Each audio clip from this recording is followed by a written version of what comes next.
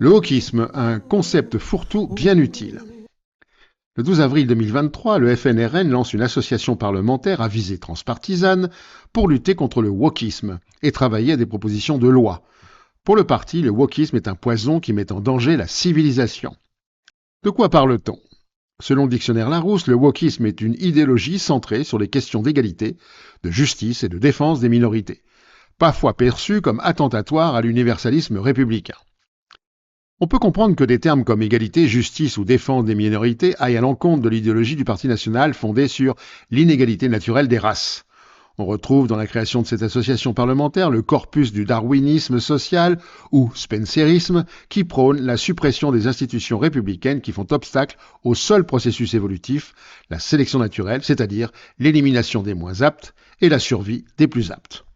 En effet, les mouvements nationalistes pensent que la compétition entre les individus ou entre les races ne doit pas être perturbée par des mesures de protection sociale, par des lois protégeant les pauvres ou par la charité. Dès lors qu'un mouvement s'érige contre la sélection naturelle comme principe de l'organisation sociale, il sera durement combattu par le fascisme. Rappelons que le mot woke est apparu au XIXe siècle aux États-Unis pour désigner l'expérience des Noirs dans une société post-esclavagiste minée par le racisme et la ségrégation. En réalité, à l'origine, ce mot veut dire éveiller. Il fut employé pour inciter les jeunes noirs libérés de l'esclavage à éveiller leur esprit pour conduire leur vie hors de la servitude. C'est une invitation à rester éveillé et ne plus renoncer à la liberté chèrement acquise. Martin Luther King avait exhorté les jeunes Américains à rester éveillés et à être une génération engagée lors d'un discours à l'université Oberlin dans l'Ohio en juin 1965. Par la suite, invitation à la veille et à l'éveil a animé l'ensemble des combats menés contre les oppressions et les discriminations. En fait, il s'est agi de rester éveillé, stay woke. Ce sont les contempteurs de ces mouvements qui ont utilisé le mot woke. Ainsi, les mouvements contre le wokisme s'opposent à la lutte contre les discriminations que nous sommes tous susceptibles de connaître un jour en tant que femmes, immigrés, LGBT, binationaux, précaires, personnes âgées en situation de handicap, etc., etc. Les positions du FNRN sur le droit des femmes, par exemple, démontrent leur projet de discrimination. En 2023, les eurodéputés FNRN se sont abstenus sur la directive européenne sur la transparence et l'égalité des rémunérations qui visait à appliquer l'égalité des salaires entre femmes et hommes pour un poste identique, ainsi que sur la ratification de la Convention du Conseil de l'Europe sur la prévention et la lutte contre la violence à l'égard des femmes et la violence domestique. On comprend à l'évidence que le wokisme émergent de la minorité noire, le racisme du FNRN, trouve ce sujet pour s'exprimer. Mais il s'est servi de ce mot pour y intégrer toutes les minorités qui, à titre ou à un autre, font l'objet d'une discrimination. Ainsi, woke est devenu le mot fourre-tout favori de l'extrême droite pour désigner toutes celles et ceux qui s'opposent à elle. En outre, quand le FNRN déclare que le wokisme est dangereux pour la civilisation, de quelle civilisation parle-t-il? De celle des populations blanches européennes qui s'est imposée au monde de la fin du XVe siècle à nos jours, elle est par essence profondément inégalitaire parce que c'est son mode de fonctionnement.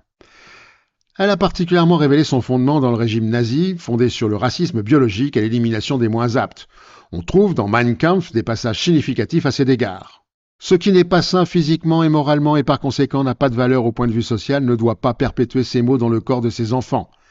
Si pendant 600 ans les individus dégénérés physiquement ou souffrant de maladies mentales étaient mis hors d'état d'engendrer, l'humanité serait délivrée de maux d'une gravité incommensurable.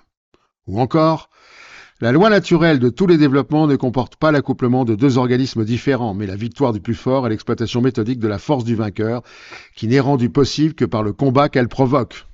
Ou bien, il faut dire aux natures faibles qu'il s'agit en cette occurrence d'être ou de ne pas être.